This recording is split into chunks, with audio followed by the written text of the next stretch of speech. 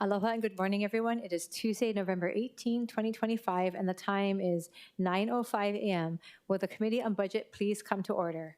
I'd like to welcome to the Chamber committee members who are present, Committee Vice Chair Nishimoto, Councilmember Kia Aina, and Council Chair Waters. Councilmember Talbot is excused today. Although remote oral testimony is being permitted, this is a regular in-person meeting and not a remote meeting by interactive conference technology under HRS Section 92-3.7. Therefore, the meeting will continue notwithstanding loss of audiovisual communication with remote testifiers or loss of the public broadcast of the meeting. Members of the public will be allowed to provide oral testimony on all items on the agenda in two ways: in person in the council chamber and remotely via video conference or phone. Remote and in-person oral testimony will be allowed when each agenda item is taken up. Before testifying, each person shall state their name. Each person may not have anyone else read their statement and is limited to a 1-minute presentation on each item. As both English and Hawaiian are official languages of the state of Hawaii, pursuant to Article 15, Section 4 of the Hawaii State Constitution and Section 1-13 of the Hawaii Revised Statutes, members of the public may testify in either language. For oral testimonies offered in Olelo, Hawaii, additional time as may be necessary will be allowed for the testifier to provide an English translation of their testimony. All persons who have registered to testify in person will be called upon first. When your name is called, please come up to the testifier podium. Persons who have not registered will be given an opportunity to testify following the registered testifiers. After in-person testimony has concluded, I will proceed to remote testimony via video conference or phone. When I call your name, please monitor your screen and follow the prompt to unmute. For those who are joining us by telephone only, please press *9 if you wish to testify, and I will identify you by the last 3 digits of your phone number. When your number is called, please listen for the prompt to unmute and press *6. Some friendly reminders and tips: video conference from a quiet location if possible. If you're also watching the proceedings on Olelo, please mute your television at the time you're called to testify. When the timer on screen reaches 0, please conclude your remarks promptly. Written testimonies, including the testifier's address, email address, and phone number, will be available to the public as described on the posted agenda. And as a courtesy, please turn off or silence all cell phones for the duration of this meeting. Agenda item number 1 for action, Resolution 25-283, confirming the appointment of Jody Libed to serve on the Board of Review 1 for Real Property Tax Appeal of the City and County of Honolulu for a term to expire on June 30, 2030. Members, we have a proposed hand-carried CD1 OCS 2025-0906/11/17/2025 at 10:09 a.m., submitted by myself. The CD1 makes the following amendments. A, amends the title of the resolution to read as follows: confirming the appointment of Jody Libed, is it Libed? Libed, thank you, to serve on the Board of Review 1 for Real Property Tax Appeals of the City and County of Honolulu. In the fourth whereas clause, corrects references to the date of the mayor's letter from September 19, 2025 to September 30, 2025, and identifies the letter as Mayor's Message 147, 2025. C, amends references to revised ordinances of Honolulu 1990 to revised ordinances of Honolulu 2021. And D, makes miscellaneous technical and non-substantive amendments. And with us today, we have our nominee, Jody Libed. Aloha, Chair Waters, Budget Chair Okimoto. My name is Jody Libed, and I want to thank you for the opportunity to serve on the Board of Review 1 for Real Property Tax Appeals. I strongly believe in volunteerism and giving back to the community, have been active on various community boards throughout the years. Serving on the Board of Review will allow me to contribute my experience and skills to the board.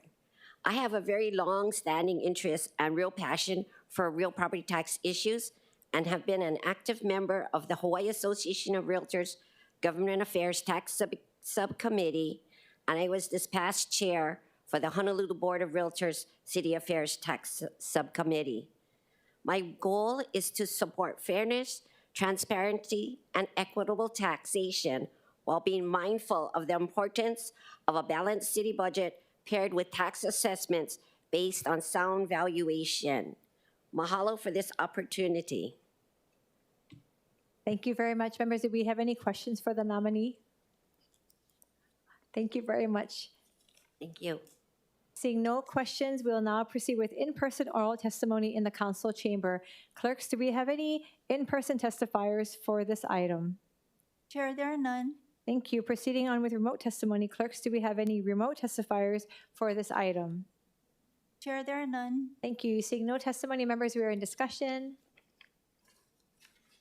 Okay, seeing no further discussion, the chair recommends that Resolution 25-283 be amended to a hand-carried CD1 identified as OCS 2025-0906/11/17/2025 at 10:09 a.m.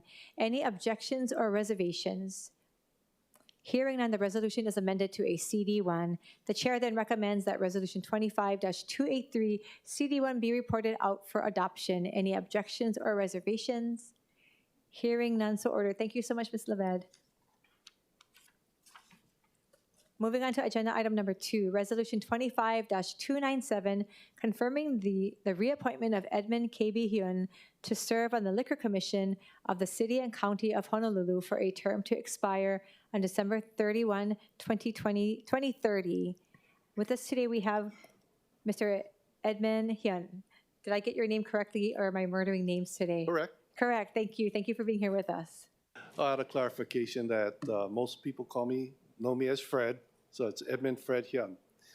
Good morning, everyone. Chair, Vice Chair, Council members. I welcome the opportunity to serve a second term with the Honolulu Liquor Commission. I think most of you are familiar with my background, and I'm available for any questions. Do members, do we have any questions for the nominee? Thank you so much. Seeing no questions, members, we'll now proceed with in-person oral testimony in the council chamber. Clerks, do we have any registered or non-registered in-person testifiers for this item? Chair, there are none. Thank you. Proceeding on with remote testimony. Clerks, do we have any remote testifiers for this item? Chair, there are none. Thank you. Seeing no testimony, members, we are in discussion.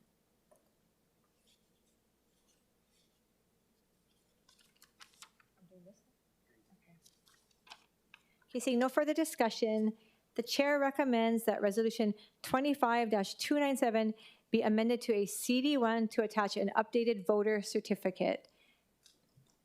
Any reservations or objections to the amended CD1?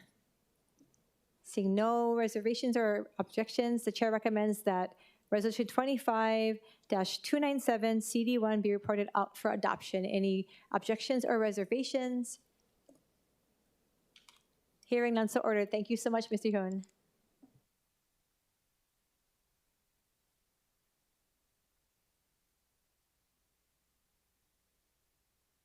Moving on to agenda item number 3, Resolution 25-302, authorizing a transfer not to exceed $150,000 in general fund monies from the Treasury activity, current expense character of expenditure, to the budgetary administration activity, current expense character of expenditure, for fiscal year 2026 to procure a contract for the development and implementation of an automated system to produce the annual executive program and budget book. And with us today do we have somebody from the Department of Budget and Fiscal Services? Okay. Okay, if we will proceed with testimony. We'll now proceed with in-person oral testimony in the council chamber. Clerks, do we have any in-person testifiers? Chair, there are none. Thank you. We'll now proceed with remote testimony. Clerks, do we have any remote testifiers for this item? Chair, there are none. Thank you, Madam Clerk. Seeing no further testimony or members, we are in discussion. Okay, seeing no further discussion, the chair recommends that Resolution 25-302 be reported out for adoption. Any objections or reservations? Hearing none, so ordered.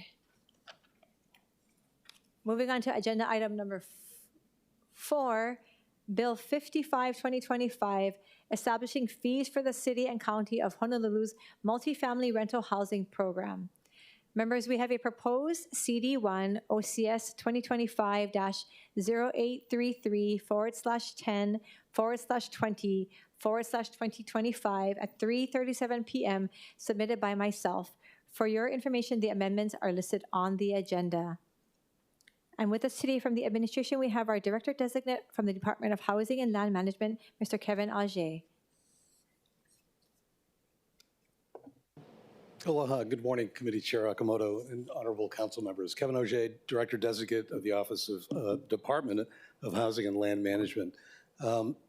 Happy to answer any questions we might have on the testimony. The only comment that we had on the CD1 was the request to establish a separate account for the fees that would be held within the Special Housing Development Fund, and just didn't really see the necessity for that. It just seemed like that would just create more complications than we needed. But other than that, we were fine with the CD1. Members, do we have any questions for the Director Designate? Councilmember Kiaina. Yes, I'd like to, I guess, have him elaborate a little more. I understand that it was it the Department of Budget and Fiscal Services that brought this to your attention? Or was it in concert with them? Concert, we talked about it together. Okay, and Chair, I'm just trying to gauge, is this, what reading is this for this bill? Let me check. Is this the on first hearing that we have, or is this the second hearing? Second reading. Second. Oh, first, okay, First, so, okay. Chair, I guess I just want to, I understand when we try to, a lot of the agencies actually request it sometimes, but in this case, since both the implementing agency and Budget and Fiscal Services has concerns over that, I'm assuming that you would take that into account as this bill moves forward, correct? Correct. Okay, thank you so much. Thank you, Councilmember Kiaina. Members, any further discussion or questions for the Director Designate? Okay. Seeing no further questions, we'll now proceed with in-person oral testimony in the council chamber. Clerks, do we have any in-person testifiers for this item? Chair, there are none. Thank you. Now proceed with remote testimony. Clerks, do we have any remote testifiers for this item? Chair, there are none. Thank you, Madam Clerk. Members, we are in discussion. Okay. Seeing no further discussion, and I will take the note. Thank you, Councilmember Kiaina, and we will take into account what the Director Designate has said, and moving forward, address any other concerns that may be regarding this measure. But seeing no further discussion, the chair recommends that Bill 55, 2025 be amended to the posted CD1 identified as OCS 2025-0833/10/20/2025 at 3:37 p.m. Any objections or reservations? Hearing none, the bill has been amended to a CD1. The chair then recommends that Bill 55, 2025 CD1 be reported out for second reading and scheduled for a public hearing. Any objections or reservations? Hearing none, so ordered. Members, moving on to agenda item number 5, Bill 63, 2025, addressing the dedication of certain property for affordable long-term residential rental use. Members, the committee approved the posted CD1 OCS 2025-0828/10/13/2025 at 9:28 a.m. version at the October 14, 2025 meeting. Did you want to say that? Okay. Okay. And with us from the administration today, we have the Director of Department of Budget and Fiscal Services, Mr. Andy Kawano. Good morning, Committee and Budget Chair Okimoto, Honorable Council Members, Chair Waters, Andy Kawano, Director of Budget and Fiscal Services. We support Bill 63. in actuality, we've been working with Councilmember Kiana on the bill and her staff, and I'm here for questions. Thank you, Director Kawano. Members, any questions for the director? Councilmember Kiaina. Thank you, Director Kawano. You know, I'm looking at the testimony for the Honolulu Board of Realtors, and they were recommending an increase of the AMI restriction to 140 AMI. So just for educational purposes, I wanted to walk my colleagues and the public through this. I am looking, first of all, at the 100% median income. It says for a studio, it has $2,660, and for a four-bedroom maximum with 8 people, it says $4,410. So can you walk us through that? That range is the maximum depending on the size of the unit and how many people? Yeah, it's driven by the number of bedrooms Yes. and the household income Okay, so Yeah. is the at 100% AMI. is the 2,660 for 1 or 2 people for a studio, is that the minimum or maximum they can charge? That's the lowest of the range That they could charge, yeah, that's in terms what I of rent. thought. So they could charge that or lower. Yeah. Oh, maximum for that size. Okay, so can you, and then I am aware that this is not for the tenant's income, to determine the tenant's income. This would be the rate that a homeowner would be charging. How does that work? It would be the rate that, correct, the property owner charges and the renter pays. And the purpose of using AMI to limit the rent charged is to ensure that the benefit of the dedication, if approved, actually flows down to the renter. That is correct. But so I want to give a hypothetical then, real life. I just want to make sure. So regardless of income, right, someone would be able to avail themselves of this, a renter.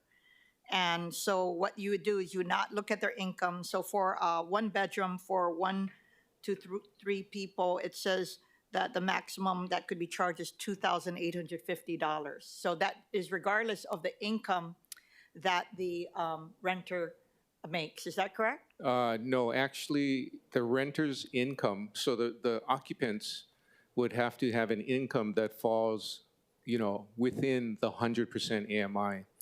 The income of the property owner would not impact this requirement. It's the occupants that have Okay, an got it. income I limit. see Mr. Takara there. Did Mr. Takara have anything to clarify? They're just guidelines. Yeah. The tenant can make way more than that income. The guideline is for the cap. Oh, okay. I'm sorry, council member, I have to correct myself. The renter, as you were correct. Yeah, that is The correct. renter can make any income.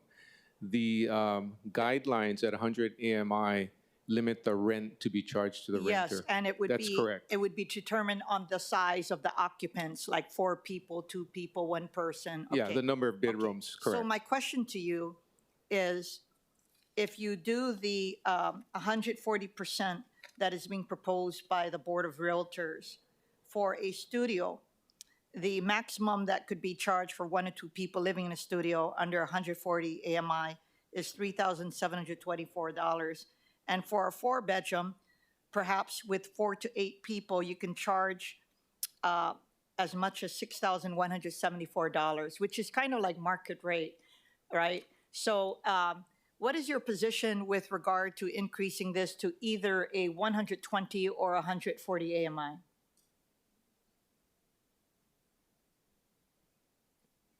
As you increase the AMI, you're gonna broaden the net of the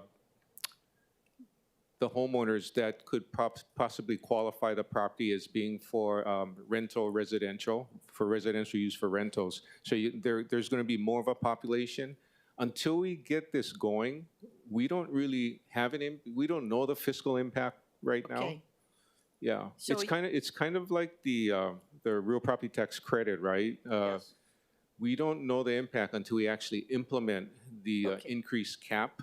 So in this case, as AMI goes up, more properties would qualify for the dedication. Correct. I am a little worried, however, that under the current AMI of 80, not a single person has availed themselves of that.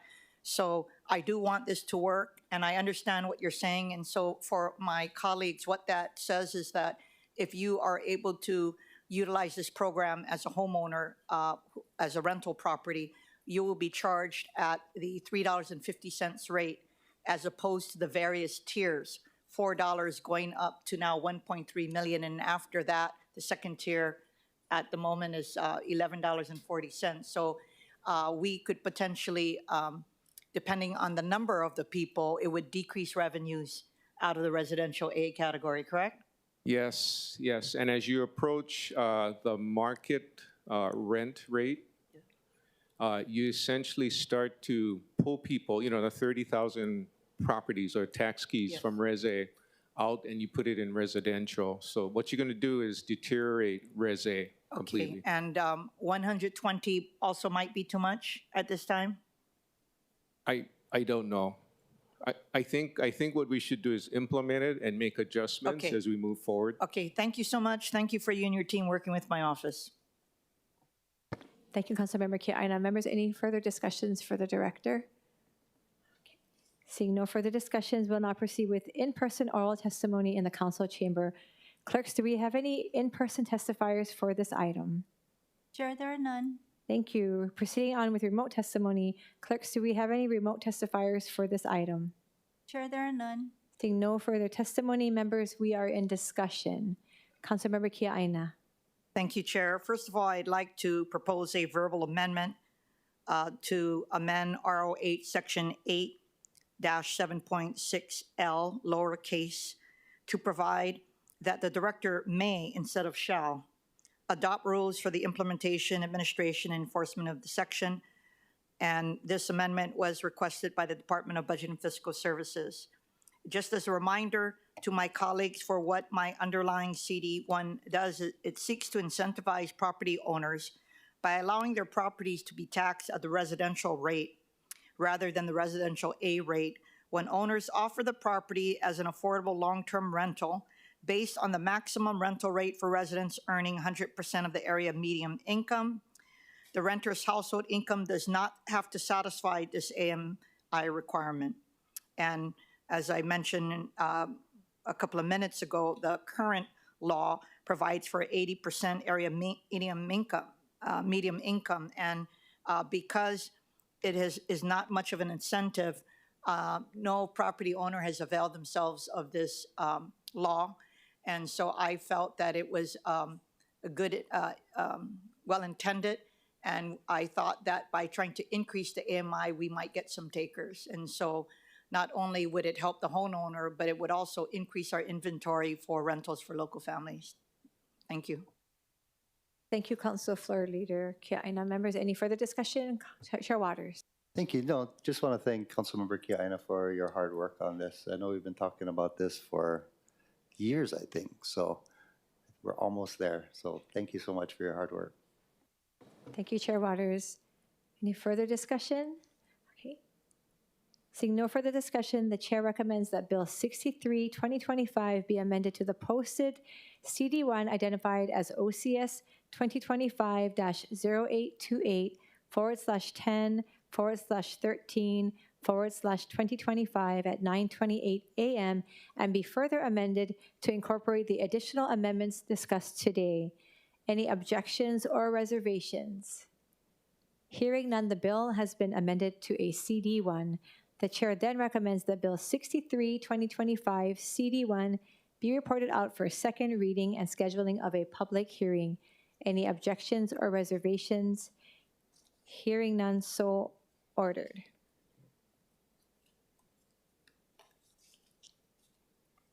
Moving on to agenda item number 6, Bill 64, 2025, requiring the mayor to submit a report on appropriations at the same time budget documents are submitted pursuant to Charter Charter Section 9-102.1.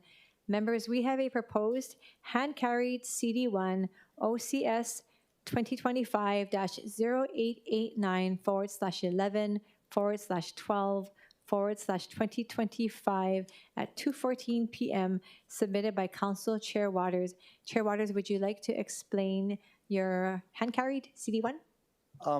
Thank you so much, but no, not necessary. I just put it in for discussion, but I'd prefer the original Bill 64 as introduced to pass, but I just put this in as a possible alternative. But if we have the votes for the original, then we don't need the CD. Okay. Thank you. Okay, thank you, Chair Waters. With us today from the administration, we have Director Kawano from the Department of Budget and Fiscal Services. Andy Kawano, again, Director of Budget and Fiscal Services. With regard to the original Bill 64, 2025, we stick with our written testimony submitted previously, so we're in opposition of the original bill. With regard to the hand-walked FD1 or CD1, I have not read it yet, and I'll take a look at it and determine if we are going to submit testimony on that one as well. Thank you, Director Kawano. Members, if we have any questions for the director? Seeing none, we'll now proceed with in-person oral testimony in the council chamber. Clerks, do we have any in-person testifiers for this item? Chair, there are none. Thank you. Proceeding now with remote testimony. Clerks, do we have any remote testifiers for this item? Chair, there are none. Seeing no further testimony, members, we are in discussion. Seeing no further discussion, the chair recommends that Bill 64, 2025 be reported out for passage on third reading. Any objections or reservations? Hearing none, so ordered. Members, moving on to agenda item number 7, Bill 65, 2025, CD1, amending provisions related to budget execution. And with us again, we have from the Department of Budget and Fiscal Services Director Andy Kawano. Andy Kawano again, Director of Budget and Fiscal Services, testifying on Bill 65, 2025. No changes on the current bill in its current form. We stand by our previous opposition to the bill in writing. Thank you, Director Kawano. Members, do we have any questions for the director? Thank you, Director Kawano. Seeing no questions, we will now proceed with in-person oral testimony in the council chamber. Clerks, do we have any in-person testifiers for this item? Chair, there are none. Thank you. Proceeding now with remote testimony. Clerks, do we have any remote testifiers for this item? Chair, there are none. Seeing no testimony, members, we are in discussion. Seeing no further discussion, the chair recommends that Bill 65, 2025, CD1 be reported out for passage on third reading. Any objections or reservations? Hearing none, so ordered. Seeing no further items to discuss, mahalo everyone for attending and participating in today's meeting. There will be no further business. There being no further business, this meeting is adjourned.